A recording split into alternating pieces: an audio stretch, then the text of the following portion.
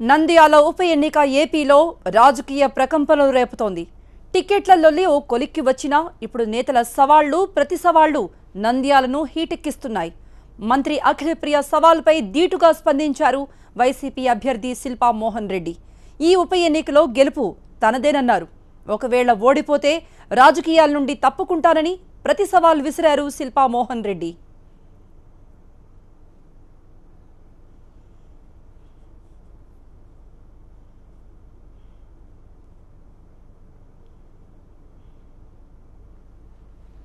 ఉప ఎన్నికలో బ్రహ్మానందరెడ్డి గెలవకపోతే మంత్రి పదవికి రాజీనామా చేస్తానని సవాల్ విసిరారు మంత్రి అఖిలప్రియ. ఓటమికి తానే బాధ్యత తీసుకుంటారన్నారు. ఉప ఎన్నికలో భూమా ఫ్యామిలీని గెలిపించాలని ప్రజలు ఎదురు చూస్తున్నారన్నారు అఖిలప్రియ.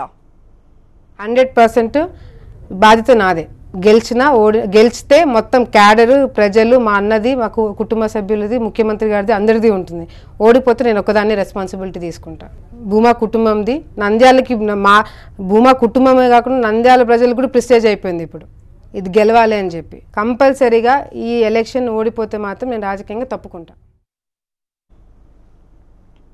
రాష్ట్రపతి ఎన్నికల షెడ్యూల్ ముగిసిన తర్వాత నంద్యాల ఉప ఎన్నిక షెడ్యూల్ విడుదలయ్యే అవకాశం ఉంది. సెప్టెంబర్ 12 లోపు ఈ ఎన్నిక పూర్తి కావాల్సి ఉంది. అయితే ప్రధాన పార్టీలు అభ్యర్థుల్ని ప్రకటించడంతో ఉప ఎన్నిక వేడి రాజుకుంది. టీడీపీ, వైసీపీ నేతల సవాళ్లు ప్రతి సవాళ్లు నంద్యాల రాజకీయాలను మరింతగా హీటెక్కిస్తున్నాయి.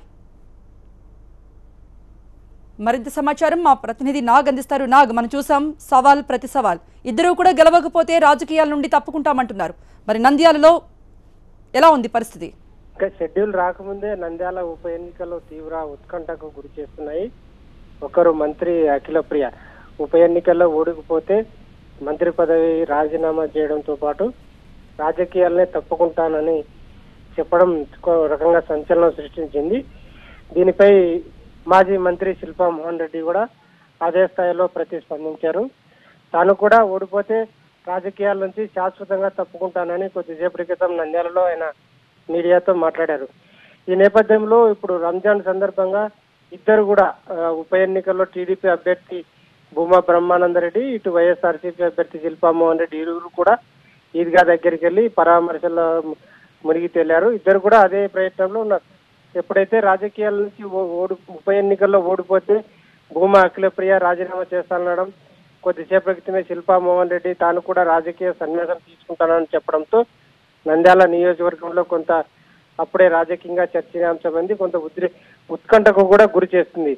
ఇద్దరు నేతలు ఉప ఎన్నికల తర్వాత మాటలకు కట్టుబడి ఉంటారా లేదా అనే దానిపై కూడా అప్పుడే చర్చ జరుగుతుంది నంద్యాల నియోజకవర్గంలో. రైట్ నాగ్, నంద్యాల ఉప పోరు హీటెక్కిస్తోంది. ఈ ఉప పోరు వేడికి మరి ప్రజలు ఎటువంటి తీర్పు ఇస్తారు? అలాగే నేతలు వాళ్ళ సవాళ్లను నిలుపుకుంటారా? మరి అవి గెలిచిన వాళ్ళు నంద్యాలలో తమ హవా చూపిస్తారు. మరొకరు ఓడిపోతే నిజంగా రాజకీయాల నుంచి తప్పుకుంటారా అనేది చూడాలి.